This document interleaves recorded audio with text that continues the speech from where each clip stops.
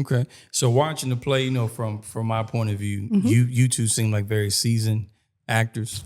And so what drew you to want to be a part of this play? For me, it was just being in a previous play with Daniel Barksdale. I caught the tail end of a production that he was in, that he did previously. And so it really kind of made something resurface in me that had been gone for a little while, and that stage performing. And so, that really drew me in. And I knew that, of course, with my wife's green light, I knew that I wanted to be in another production with him. And so when I was approached with this idea, it was definitely a yes. Yeah. Okay. What about you? So I started working with Daniel several years ago, and I loved working with him.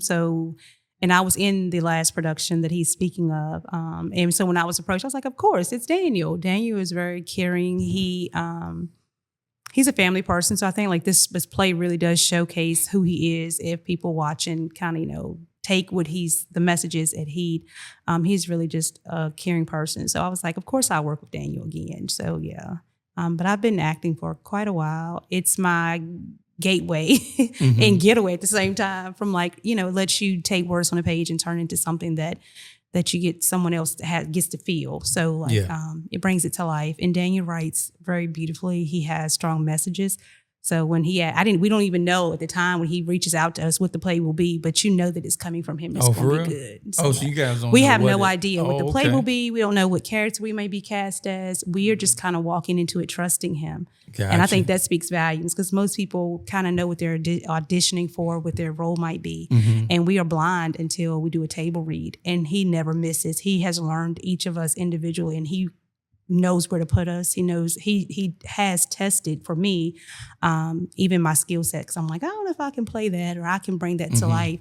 He's like, you can do it. So he's very trusting. So of course, work with him anytime. Got you. Okay. So looking at the play and seeing some of the characters, I see where some characters are shielded, kind of standoffish, right? So what can people learn, all right, that may feel that way, feel black, a little bit like the black sheep of the family? What can people come away with after they see this play that may feel like that? I think that sometimes, even when you feel like you're the black sheep, you have to learn to speak up for yourself. And that sometimes, I know personally, like at times I feel like the black sheep in my own circle. I'm just different from my siblings. But you have to make your individuality what makes you feel like you're the black sheep. You have to make that stand out for you. And you really have to take hold of, everything that you encompass as a person, and you have to present it to your family so that your family better understands you, and not exclude yourself. I think sometimes people as black sheep exclude themselves from like family activities or doing things. You kind of talk yourself out of it in your head. I know I do. I'm like, I'm not going because of, or I'm not doing because of. And I think this play lets you know that even when you second guess or doubt yourself, there's someone in your family that does care about you, and you just have to open up to it. So okay. I think it's a matter of sometimes, understanding what makes you the black sheep. Is it the family or is it you? Yeah. Yes, that's a good question. That is a good one. Yeah, because a lot of times we can put the pressure on ourselves. Yeah. Much like,